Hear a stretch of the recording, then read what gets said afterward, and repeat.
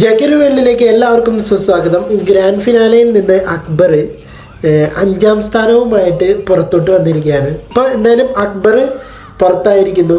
അതായത് ആക്ടിവിറ്റി ഏരിയയിൽ കുറേ കളങ്ങളുണ്ടായിരുന്നു. ആ കളങ്ങളിലൂടെ ഓരോ ബോർഡ് എടുത്ത് വായിച്ച് പിന്നെ ബോർഡിൽ ഇന്ന കളത്തിൽ ചെന്ന് നിൽക്കണം, ഇത്രാം നമ്പർ കളത്തിൽ ചെന്ന് നിൽക്കണം, അതുപോലെ തന്നെ അവിടെ നിന്ന് ചെന്ന് നിൽക്കുമ്പോൾ ഇത്രാം കളത്തിൽ ചെന്ന് നിൽക്കണം, അങ്ങനെയൊക്കെയായിരുന്നു.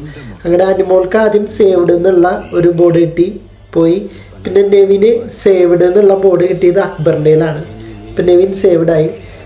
അങ്ങനെ പിന്നെ ഷാനവാസും അനീഷും ഫ്രണ്ടിലോട്ട് വന്നു. 2 ബോർഡ് അവിടെ ഉണ്ടായിരുന്നു, അത് ഹാമർ വെച്ചിട്ട് പൊട്ടിച്ചു.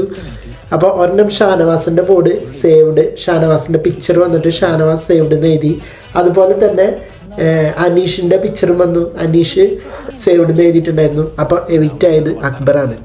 അപ്പോൾ അക്ബർ എവിക്റ്റ് ആകുമ്പോൾ ഒരേ ഒരു കാര്യം പറഞ്ഞോളൂ, അനീഷ് നിങ്ങളുടെ സ്ട്രാറ്റജി വർക്കൗട്ടായി, നിങ്ങൾ കളിച്ചത് നല്ലൊരു ഗെയിമാണ് കളിച്ചത്.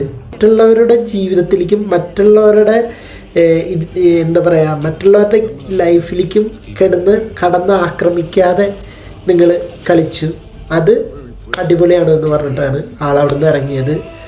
അപ്പോൾ ഇതാണ് അക്ബറിൻ്റെ എവിക്ഷൻ. പോയി വരാം അടുത്തൊരു അപ്ഡേറ്റുമായിട്ട്.